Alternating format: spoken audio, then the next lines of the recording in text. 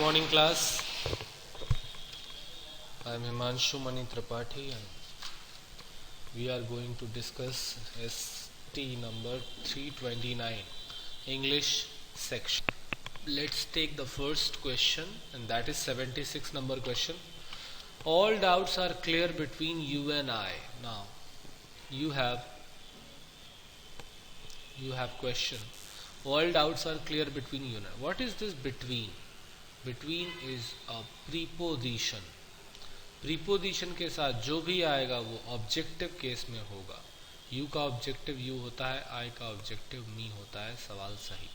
इस बात को समझ लीजिए कि प्रीपोजिशन के बाद जो भी नाउन, जो भी प्रोनाउन आएगा, it should be in objective form.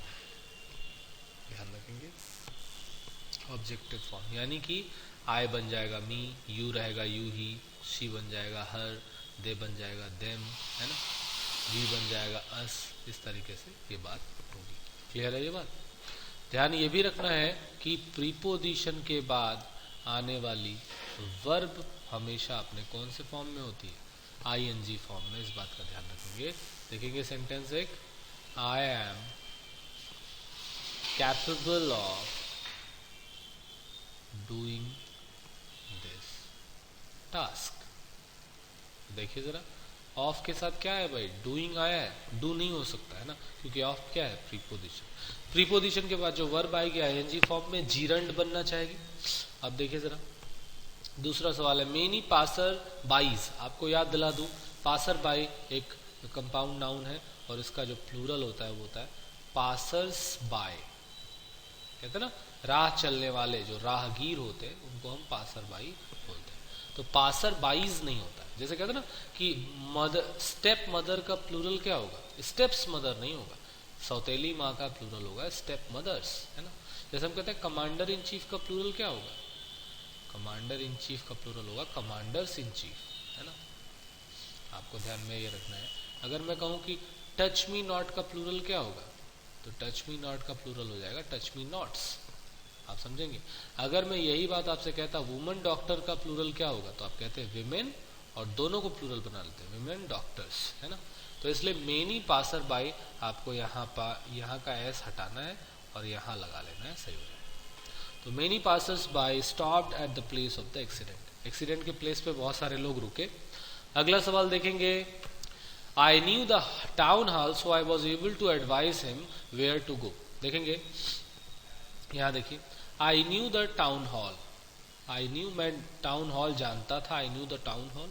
So I was able to, इसलिए मैं एबल था, योग्य था क्या करने के लिए? Able to advice. अब एक बात समझिए, ये एडवाइस क्या है आपको समझना है. दो एडवाइस होते हैं, एक होता है एडवाइस और एक होता है एडवाइस.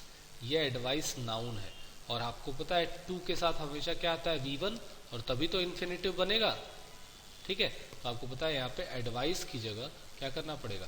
एडवाइज करना पड़ेगा, तब जाके बात सही.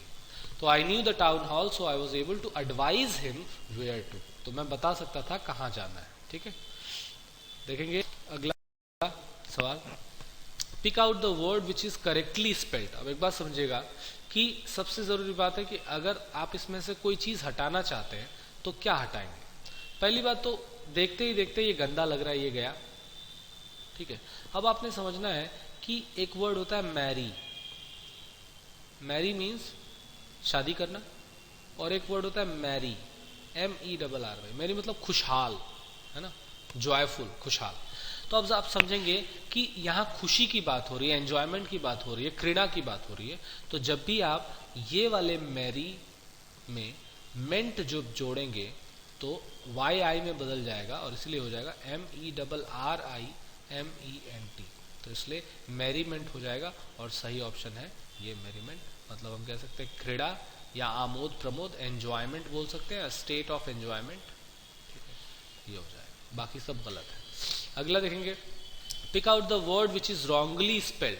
देखेंगे अनस्क्रप्यूलस. अनस्क्रप्यूलस मतलब होता है अनैतिक. बिल्कुल सही स्पेलिंग है। स्क्रेपुलस जो लोग होते हैं ना, बहुत ही कर्तव्यनिष्ठ होते हैं, बहुत ही अपने काम के प्रति बहुत ईमानदार होते हैं। अनस्क्रेपुलस होते हैं, अनैतिक होते हैं, ये लोग अच्छा काम। अच्छा, अटेन्यूएशन मतलब होता है कम करना, कम करने की प्रक्रिया। अटेन्यूएट करता था, कम करना। कॉर्पोरेशन, कॉर्पोरेशन जैसे कॉर्पोरेशन बैंक्स होते हैं, ये भी स्पेलिंग सही है, ये भी सही है, ये भी सही है और ये भी सही है। आपके पास स्पेलिंग यही है। इटीरेट का क्या मतलब है आप जानते हैं? एक वर्ड होता है ईवी रेट। ईवी रेट का मतलब होता है टू रेंडर वीक, यानी कि कमजोर करना किसी चीज को। ईवी रेट कर सकते हैं कमजोर करना, ये कोई वर्ड नहीं है, ये गलत है और इसीलिए यही आपका ऑप्शन हो जाए। क्लियर है? चलिए अगला सवाल देख लेते हैं। लेट्स टॉक अबाउट, आपके पास अब जो है आपका तरीका ये है कि पहले आप एक बार क्वेश्चन पढ़ लीजिए। तो आप देखेंगे 81 पढ़िए क्वेश्चन। द ऑथर आर्ग्यूज, क्या आर्ग्यूज करता है? The sociologist referred to the passage say that the relationship between industry and elementary education was okay by functional relationship। क्या मतलब है? Industry needs literate work force, क्यों चाहिए? ठीक है। Observation of sociologist are based on a study. ठीक है, चलिए हमारे पास सवाल है, पहले आइए पैसेज देखते हैं। Many sociologists have argued that there is a functional relationship। Functional relationship मतलब कार्यकारी रिलेशनशिप है। फंक्शन होता है ऐसे हवा में नहीं है। Functional relationship between education and economic system. Education और इकोनॉमिक सिस्टम एक फंक्शनल रिलेशन है, कार्यकारी रिलेशनशिप है। They point to the fact that the mass format education began in industrial society and is an established part of all industrial societies। एक बात समझेंगे कि वो पॉइंट आउट कहते हैं कि एजुकेशन का मास फॉर्मेट शुरू हुआ इंडस्ट्रियल सोसाइटीज में और अब ये एक स्टेब्लिश्ड पार्ट है, एक स्थापित पार्ट है इंडस्ट्रियल सोसाइटीज का। मतलब वहां पे एजुकेशन को बहुत तवज्जो दी जाती है। अगली बात देखिए, they note that the expansion of the economies of industrial societies is accompanied by a corresponding expansion of their educational system. तो अब फिर से कह रहे हैं कि ये जो हुआ है, they note that the expansion of the economies of industrial society, ये जो एक एक्सपेंशन हुआ है, क्या कहते हैं, इकोनॉमीज ऑफ इंडस्ट्रियल सोसाइटीज का जो फैलाव हुआ है वो अकम्पनीड है, साथ साथ है किसके? Expansion of there education system. Educational system का भी साथ साथ विकास हुआ है, एक्सपेंशन हुआ है और जो है इंडस्ट्रियल सोसाइटीज का भी विकास हुआ है। तो एक दूसरे के लिए वो बड़े लाभप्रद रहे। दे एक्सप्लेन दिस करेस्पॉन्डेंस, ये जो साथ है, in terms of the needs of industry for skilled and trained manpower, needs which are met by the educational system. Thus, provision of mass elementary education in Britain in 1870 can be seen as a response to the needs of industry for a literate and numberate workforce at a time when industrial processes were becoming more complex and the demand for technical skills was steadily growing। एक बात समझेंगे, कह रहे हैं कि यहां से देखिए जरा, ये correspondence in terms of the needs of industry for killed and train man power. Killed and train man power का मतलब क्या है कि बहुत ही अपने काम को बहुत अच्छे से जानने वाले जो मेन पावर है, ट्रेन मैन पावर चाहिए इंडस्ट्री को, और उसके लिए उन्होंने एजुकेशनल सिस्टम को भी उसी तरीके से मेंटेन किया।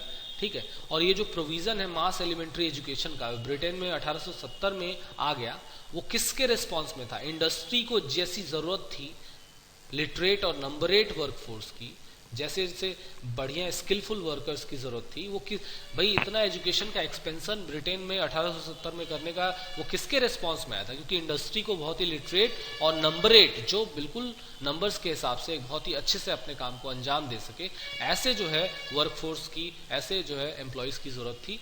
क्यों ऐसी जरूरत थी? क्योंकि इंडस्ट्रियल प्रोसेसेस जो है और भी ज्यादा कॉम्प्लेक्स और बहुत ही डिमांड जो है टेक्निकल स्किल बहुत ज्यादा उनकी इंप्रूव, बहुत ज्यादा स्पीडली ग्रोइंग थी, बहुत ज्यादा जो है डिमांडिंग चीजें थी। तो अब देखेंगे द ऑथर आर्ग्यूज, ऑथर क्या आर्ग्यू करता है, क्या यहाँ पे बहस कर रहा है? तो आप देखेंगे formal education can be traced to industrial society. इस बात का कहीं फॉर्मल एजुकेशन का जिक्र नहीं किया गया है।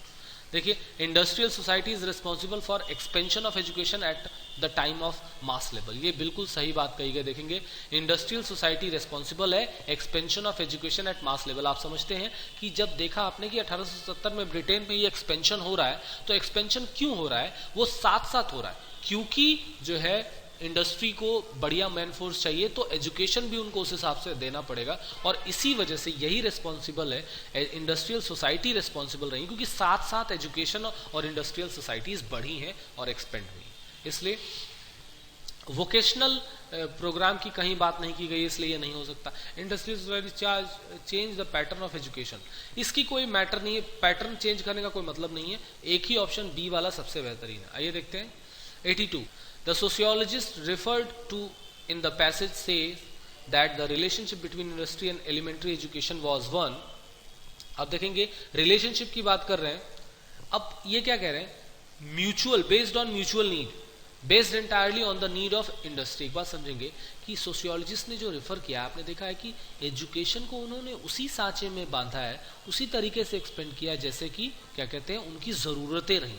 तो जैसे जैसे वर्क फोर्स और अच्छे अच्छे एम्प्लॉयज़ की, स्किलफुल एम्प्लॉयज़ की ज़रूरत पड़ने लगी, वैसे वैसे उन्होंने ये शुरू कर दिया। और क्या कहते हैं, आपने देखा कि ये पूरा पूरा बेस्ड है, based entirely on the needs of industry.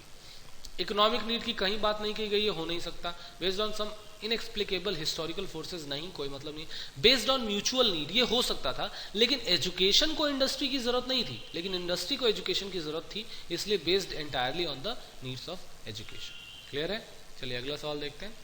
Bye functional relationship, functional मतलब कार्यकारी रिलेशनशिप, मतलब प्रैक्टिकल रिलेशनशिप की बात कर, प्रैक्टिकली एंड यूटिलिटेरियन, यूटिलिटी मतलब उपयोगितावादी।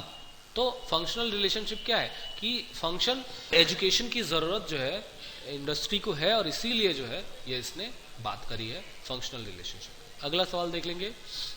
The industry needs literate workforce because, क्योंकि अब जो है जो माहौल है वो बड़ा ही कॉम्प्लेक्स हो गया है। लाइन देखेंगे ये वाली, complex and demand, complex and the demand for technical skill, technical skill की डिमांड बढ़ी है, बहुत ही इंट्रिकेट हो गई है चीजें। इंट्रिकेट मतलब होता है ना पेचीदा, जटिल, कॉम्प्लेक्स, तो इसलिए its operation needs intricate technical knowledge. भाई इंडस्ट्रियल एक्सपेंशन होगा तो टेक्नोलॉजी की भी जरूरत पड़ेगी, इसलिए 84 का जो है डी ऑप्शन हो जाएगा, इंट्रिकेट टेक्निकल नॉलेज। 85 देखिए, the observation of the sociologist are based on a study of, किसके स्टडी पर आधारित है?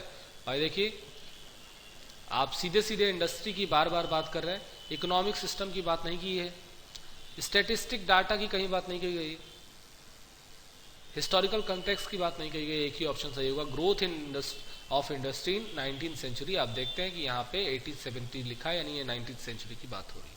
चलिए थैंक यू। अगला देखेंगे सवाल, आपको वन वर्ड सब्सटीट्यूशन देना है, the act of practice of walking in sleep. याद रखेंगे इस प्रैक्टिस को हम बोलते हैं सोमनैम्बुलिज्म, नींद में चलने की प्रक्रिया। देखेंगे आप कहते हैं सोमनैम्बुलिस्ट।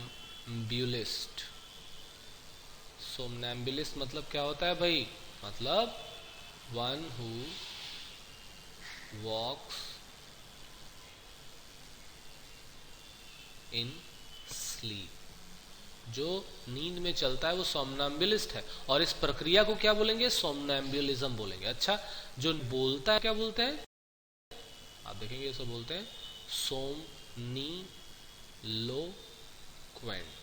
सोमनीलोक्वेंट मतलब होता है one who speaks in sleep, जो स्लीप में बोलता है। तो देखेंगे जो लोग सोमनैम्बुलिस्ट होते हैं वो नींद में चलते हैं, जो लोग वो जो है नींद में बोलते हैं। तो अब सोचिए कि you met a girl and now you are in love with her, and आप रात को उसी का सपना देखते हैं, और सोमनीलोक्वेंट क्या करते हैं, अब अपने मम्मी पापा के बगल में सो रहे हैं और कह रहे हैं कि नहीं राधा राधा मैं तुम्हारे बगैर नहीं जी सकता, और अब रात को ही पापा उठ के आपकी दवाई बनाएंगे, यानी कि आपकी पिटाई शुरू हो जाएगी। कौन राधा वे, कहाँ की राधा, समझ रहे? तो सोमनीलोक्वेंट कई अपने वो राज जो वो बताना नहीं चाहते किसी को, वो भी बता देते हैं। अच्छा, इसी से मिलता जुलता वर्ड है, याद रखिएगा, हम कहते हैं फिनैम्बुलिस्ट, है ना। फिनैम्बुलिस्ट, जब फिनैम्बुलिस्ट का मतलब होता है वन हु वॉक्स ऑन रोप,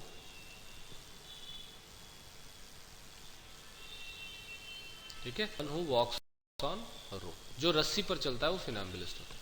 अच्छा, तो ऑप्शन में मिल गया। वैसे सैडिस्ट का मतलब क्या होता है? जो दूसरों को पीड़ा पहुंचा के, जिसको उसी को हम बोलते हैं सैडिस्ट, जो पेन डिराइव करता है दूसरों को पीड़ा पहुंचा के। Let me tell you, sadist जो कहते हैं ना पर पीड़ा हारी, मतलब कि जो है दूसरों को पीड़ा पहुंचाता है उसको बहुत आनंद आता है। Person who derives pleasure from other people's pain, दूसरों के पेन में पीड़ा में मजा आता है। And I have seen that even सब फैमिली मेंबर्स में भी, मेंबर ऑफ द फैमिली में भी कुछ सैडिस्ट होते हैं, अपनी मम्मी पापा को परेशान करके उनको मजा आता है। स्टोइक होता है ना भाव विहीन, जिनके अंदर कोई फीलिंग ना हो, बहुत ही न्यूट्रल आदमी होता है। और सोलिलोक्वी का मतलब क्या है भाई, वैसे कहते हैं जब सोलिलोक्वी का इस्तेमाल स्पेशली हम लोगों ने किया शेक्सपियरन एरा में, यानी 16th सेंचुरी में जो है इसका इस्तेमाल हुआ। 1564 में शेक्सपियर का जन्म हुआ और सोलिलोक्वी की शुरुआत उन्होंने ही करी। सोलिलोक्वी क्या होता है, हिंदी में इसको बोलते हैं एकालाप। एकालाप का मतलब क्या है कि जब हम बात करते हैं सोलिलोक्वी की तो हम कहते हैं a piece, a speech by one actor in a play और मूवी।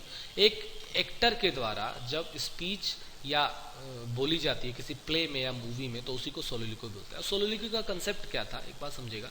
सोलिलोक्वी इज ऑल अबाउट कि अपने मन की बात को कैसे हम क्या कहते हैं व्यूअर तक पहुंचाएं। जैसे सपोज करिए कि सास बहू के सीरियल में आप क्या देखते हैं कि बहू सोच रही कि आखिर मैं अपने सास को जहर दूं तो दूं कैसे। अच्छा, ये वो सोच रही है, कोई उस कमरे में है नहीं, लेकिन वो बोल बोल के सोच रही है। तो उसके भाई मन की बात को बोलने की क्या जरूरत है, लेकिन ये एक स्टाइल है, ये सोलिलोक्वी है कि जो उसके मन में चल रहा है वो व्यूअर्स को कैसे पता चलेगा। तो वो सोलिलोक्वी का सहारा लेती है और एकालाप करती है, अपने आप से बात करती है, यानी कि उसके मन की बात को पाठक समझ जाए, इसीलिए वो सोलिलोक्वी का सहारा लेती है। वन हु लव्स बुक्स, आप जानते हैं फिल मतलब होता है प्यार करना, तो फिलिक है तो बिब्लियोफिलिक मतलब वन हु लव्स बुक, तो ये हो जाएगा ये ऑप्शन। बिब्लियोफोब मतलब जो पुस्तकों से घृणा करता है, नफरत करता है।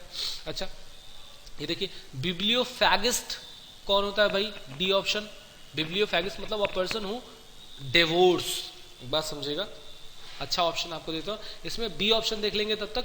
निब्लियोग्राफर, निब्लियोग्राफर कौन है भाई, bibliographer is a person who describes and list books, जो किताबों के बारे में डिस्क्राइब करता है और उनको लिस्ट करता है, उन्हीं को हम जो है निब्लियोग्राफर बोलते हैं, इस बात को ध्यान रखिए। अच्छा, अब देख लीजिए जरा, ये वाला भी देख लीजिए, बिब्लियोफैगिस्ट, बहुत अच्छा वर्ड है बिब्लियोफैगिस्ट। अच्छा, वैसे बिब्लियोफोब जो है, इस बात को ध्यान रखेंगे। बिब्लियोफैगिस्ट पहले देख लेंगे, अब देखेंगे इसका मतलब होता है वन हु, बोलते हैं one who loves to read books, जो पुस्तकें पढ़ना जिसको बहुत पसंद हो उसी को बोलते हैं बिब्लियोफैगिस्ट। चलिए अगले सवाल पे आते हैं। One who has suddenly gain new wealth, power और प्रेस्टीज, आप जानते हैं इसको बोलते हैं पारवेनू। कल का नवाब हिंदी में बोला जाता है, कल का नवाब, नया नया जो अभी जो है अमीर हुआ है उसी को बोलते हैं पारवेनू। अच्छा, अरिस्टोक्रेट होता है, अरिस्टोक्रेसी का एक मेंबर है, कुलीन वर्ग का मेंबर, कुलीन व्यक्ति जो होते हैं उनको बोलते हैं। अब देखेंगे अफ्लुएंट मतलब होता है बहुत ही रिच, बहुत ही अमीर, आप इसी को बोल सकते हैं वेल टू डू, आप बोल सकते हैं वेल ऑफ, आप बोल सकते हैं प्रॉस्परस, आप बोल सकते हैं वेल्दी। तो ये जो है अफ्लुएंट के सिनोनिम है। और मैवरिक, मैवरिक का जो है मतलब होता है independent minded person. Independent minded person मतलब ये वो शख्स है जो क्या करता है, ये ज्यादा कुछ वो नहीं है, मतलब अपरंपरागत, इंडिपेंडेंट है अपने आप में, है ना, इंडिपेंडेंट माइंडेड पर्सन। ओके, ये है अपरंपरागत, जो परंपरा के हिसाब से काम नहीं करता, ठीक है, अपरंपरागत हो जाएगा। Okay, now let's talk about the next question. तो here your answer will be parvenu. अगला, to smell a rat. To smell a rat का मतलब क्या भाई, to suspect a trick. Trick का मतलब है कि आपने दाल में कुछ काला है ये समझ ले। टू स्मेल अ रैट मतलब जरूर कुछ ना कुछ गड़बड़ है। टू सस्पेक्ट अ ट्रिक और डिसीट हो जाएगा। सीधे सीधे मतलब होता है, इसमें और कुछ जानने की जरूरत नहीं। The alpha and omega, the alpha and omega the beginning and and, कहने का कि जो है Juliet was the alpha and omega of Romeo's life, उसी की जिंदगी का आरंभ भी था और अंत भी था। अगले दिन अवेट ब्लैंकेट। अच्छा देखिए, अवेट ब्लैंकेट का मतलब स्पेशली होता क्या है, इस बात को ध्यान रखिएगा। अवेट ब्लैंकेट का मतलब होता है, ऐसे बोलते हैं, अ डल और depressing person who spoils other people's enjoyment।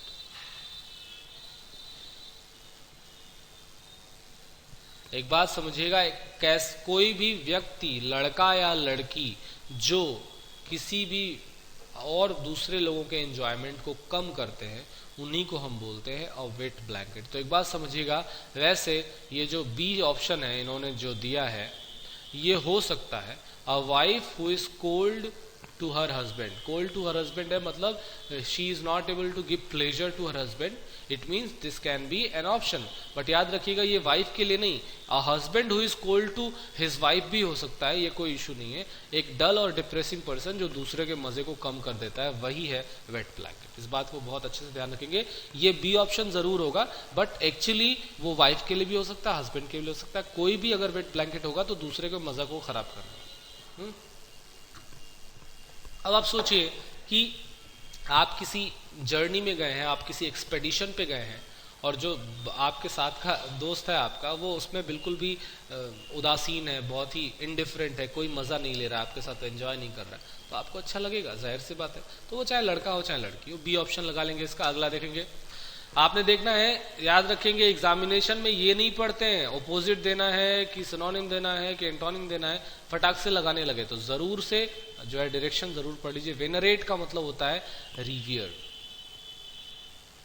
इज्जत देना, किसी को सम्मान देना। वेनरेट मतलब रेस्पेक्ट करना, है ना। रिवियर हो सकता है REVERE, ये RE है, ये नहीं होगा, ई होगा केवल, REVERE, रिवियर।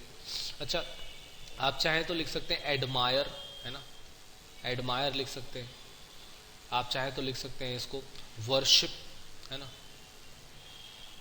वर्शिप, ये इसका सिनोनिम होगा।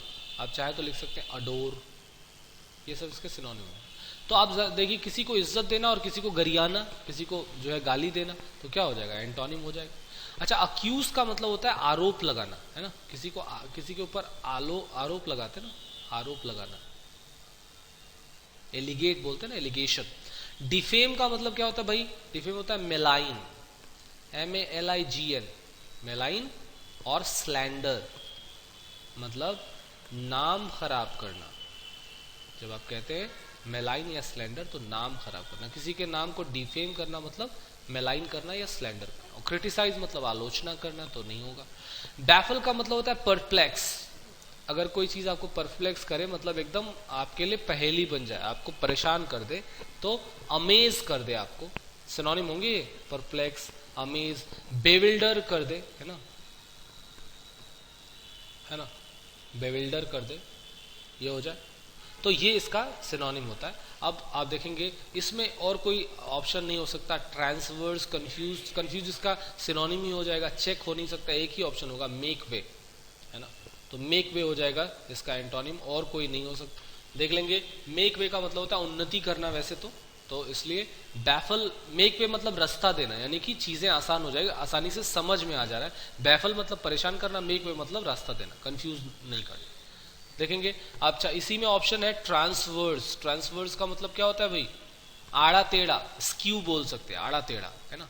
अगला देखिए, पर्टर्ब। पर्टर्ब का मतलब होता है किसी को अपसेट कर देना, याद रखिएगा, अपसेट करना। अगर किसी को पर्टर्ब करते हैं, एजिटेट करते हैं, है ना, पर्टर्ब मतलब एजिटेट, है ना। तो आप देखेंगे व्याकुल कर देना, उद्विग्न कर देना, हिंदी में बोलते हैं व्याकुल कर देना, है ना। तो पर्टर्ब मतलब अपसेट या एजिटेट, आप चाहे तो सिनोनिम दे सकते हैं। एनॉय भी इसका एक सिनोनिम हो सकता है, ठीक है, आप समझ ले, बॉदर भी इसका एक सिनोनिम हो सकता है। और एंटोनिम क्या हो जाएगा भाई, एंटोनिम का मतलब है काम करना, किसी को सूद करना, है ना, बहुत ही प्लीज करना किसी को, ये सब इसके एंटोनिम हो जाएगा। आपके पास ऑप्शन है, सबसे अच्छा ऑप्शन जो हो जाएगा एजिटेट, है ना। अगला देखिए स्ट्रीव्ड। स्ट्रीव्ड मतलब होता है कुटिल, किसी को बोलते हैं हम धूर्त, हम कहते हैं कनिंग, है ना। आप चाहे तो कनिंग बोल सकते हैं, आप चाहे तो बोल सकते हैं क्लेवर, है ना। आप बोल सकते हैं क्राफ्टी, आप बोल सकते हैं एस्ट्यूट, ये सब इसका सिनोनिम हो गया। एंटोनिम की बात आप कर ले तो आप बोल सकते हैं फुलिश, आप बोल सकते हैं नेव, जिसको कोई भी धोखा दे दे, नेव। अनस्किलफुल आप बोल सकते हैं, अनस्किलफुल। याद रखेंगे स्किलफुल की स्पेलिंग SKIL ही होती है, ठीक है। नेक्स्ट क्वेश्चन देखते हैं। तो आप समझेंगे इन क्वेश्चंस में क्या हो गया भाई, इसका ऑप्शन हो गया, ये देखिए इसका ऑप्शन हो गया कनिंग और इसका ऑप्शन हो गया एजिटेट। अगला सवाल देखेंगे। Mister Desai must bring the business through and set it up again. Bring through का मतलब क्या होता है समझिएगा। ब्रिंग थ्रू का मतलब क्या होता है, ध्यान रखिए। ब्रिंग थ्रू मतलब होता है बचाना, सेव करना। तो मिस्टर देसाई को क्या करना चाहिए, बिजनेस को बचा लेना चाहिए और सेट इट अप अगेन, और उसको फिर से स्थापित करना चाहिए, इसलिए ब्रिंग हो जाएगा। अगला देखेंगे। His social contact he was unable to raise 10,000 to give to the hospital for operation। अब देखेंगे अपने सारे सोशल कॉन्टेक्ट्स के बावजूद का सेंस है, इसलिए आपको जानते हैं के बावजूद के लिए आप क्या लगा लेते हैं, in spite of his social contact. In spite तो कहीं दिया नहीं है, और इसी का मतलब दूसरा क्या होता है, डेस्पाइट। अब डेस्पाइट के साथ कभी भी ऑफ नहीं लगाते, या इसी की जगह पे आप क्या लगा सकते थे, not with standing. Not with standing means के बावजूद। तो इन तीनों का मतलब हो जाता है के बावजूद, ठीक है। तो मैंने कहा all despite his social contacts, अपने सारे सोशल कॉन्टेक्ट्स के बावजूद he was unable to raise, वो 10,000 रुपया नहीं इकट्ठा कर पाया, नहीं जो है पैदा कर पाया देने के लिए हॉस्पिटल में ऑपरेशन के लिए। अगला सवाल। नो सूनर हैड, एक बात याद दिला दूं आपको, नो सूनर के साथ या तो डिड आएगा या तो हैड आएगा, सब्जेक्ट आएगा, फिर डिड के साथ वर्ब की फर्स्ट फॉर्म, हैड के साथ वर्ब की थर्ड फॉर्म, फिर ऑब्जेक्ट वगैरह आएगा, फिर आएगा देन, और फिर सब्जेक्ट, और फिर V2, ठीक है। तो अब जरा देखिए, नो सूनर हैड आया है, इसलिए उसके बाद रिटर्न यानी वर्ब की थर्ड फॉर्म आएगा। अब क्लॉज जब खत्म होगा तो किससे कनेक्ट करेंगे, देन से, तो हो जाएगा no sooner had he return than he was off again, फिर से उसको जाना पड़ा। इस बात को ध्यान रखिएगा, अगर यही होता हार्डली हैड तो फिर आप याद रखिएगा या क्या लगाते हैं आप, वेन लगाते। हार्डली हैड के साथ वेन, और नो सूनर के साथ देन, THAN नहीं। और याद रखने का तरीका है सर, सेंटेंस देखिए जरा, she is wiser than I. एक बात बताइए, वाइजर कंपैरेटिव डिग्री है, देन लगाते हैं, और सून से सूनर कंपैरेटिव डिग्री है, तो क्या लगाएंगे, ऑब्वियसली देन लगाएंगे। हार्डली हैड, हार्डली की जगह पे यहां पे क्या हो सकता है, स्केर्सली भी हो सकता है। सेंटेंस देख लीजिए, hardly had I reached the station when the train left. अभी मैं मुश्किल से ही स्टेशन पहुंचा था जब ट्रेन छूटी, ये एक्सप्रेशन है आपके पास, तो ये ध्यान रखेंगे। हार्डली हैड को वेन से और नो सूनर को देन से ऐड कर। Next question. Deepak's unshakable faith, unshakable मतलब that can not be moved, जिसको कम नहीं किया जा सकता। तो याद रखेंगे, अनशेकेबल मतलब जिसे कमजोर नहीं किया जा सकता, शेक नहीं किया जा सकता, तो सही है। बस आपको ध्यान रखना है, यहाँ पे आपको लगाना इन था, तो इसलिए ऑप्शन हो जाएगा दीपक्स अनशेकेबल फेथ ऑन नहीं, in good values is appreciable. अब देखेंगे यहाँ पे ध्यान से, लिखा है अप्रिसिएबल। अप्रिसिएबल मतलब क्या होता है भाई, एडमायरेबल, है ना। आप कह सकते हैं क्रेडिटेबल, आप क्या बोल सकते हैं, और लॉडेबल, है ना। आप बोल सकते हैं प्रेज वर्दी, है ना। तो ये ध्यान रखेंगे, ये सब सिनोनिम है। अच्छा, बनाया किससे हमने देखा इसको, अब वर्ब देख लीजिए, एडमायर, लॉर्ड, एप्रिसिएट, ऐसे देखिए एप्रिसिएट ऐसा होता है, ठीक। अब जरा देखिए किसी को ना प्रेज, है ना, ये सब इसका सिनोनिम वर्ब के तौर पर हो जाता है। Next question, Vinay is very likely to lose unless he लिखा है, अच्छा Vinay is very likely to lose, खोने वाला है, याद रखिएगा ये लूज जो है LOSE, इसका सेकंड फॉर्म क्या हो जाता है लॉस्ट, थर्ड फॉर्म क्या हो जाता है लॉस्ट, और एक और लूज है ये लूज, ये क्या हो जाता है लूज्ड, और इसका थर्ड फॉर्म भी यही होता है। तो ये लूज क्या है, ढीला वाला लूज है, ढीला होना, और ये लूज क्या है, खोने वाला लूज है ना। यहाँ पे विनय इज लाइकली टू लूज, विनय खोने ही वाला है, अनलेस ही प्रैक्टिस रिगोरसली, आपको समझेंगे अनलेस ही प्रैक्टिसेस रिगोरसली, आपको पता है कि यहाँ पे आपको ये लगाना पड़ेगा, अनलेस ही प्रैक्टिसेस रिगोरसली मतलब सख्ती से, बहुत ही जो है in an extensive manner, in an intense manner. आपको रिगोरस स्टडीज की जब हम बात करते हैं ना, रिगोरस स्टडीज की, तो मतलब बहुत ही सख्त स्टडीज, मतलब अगर आपने रिगोरस स्टडीज करनी है तो बहुत ही थॉरो करनी है और बहुत ही मन लगा के करनी है, उसमें आपको कुछ भी छूट नहीं मिलेगी। तो अनलेस के साथ आप जानते हैं नॉट नहीं लगाते, तो अनलेस ही प्रैक्टिसेस रिगोरसली हो जाएगा, क्योंकि इधर का क्लॉज जो है ये प्रेजेंट में चल रहा है, तो इधर पास लाने का कोई मतलब नहीं है, ये वाला ऑप्शन लगा लेंगे, सही हो जाएगा। तो thank you very much, have a nice day, I hope you have understood each and every concept, each and everything. Thank you very much, have a nice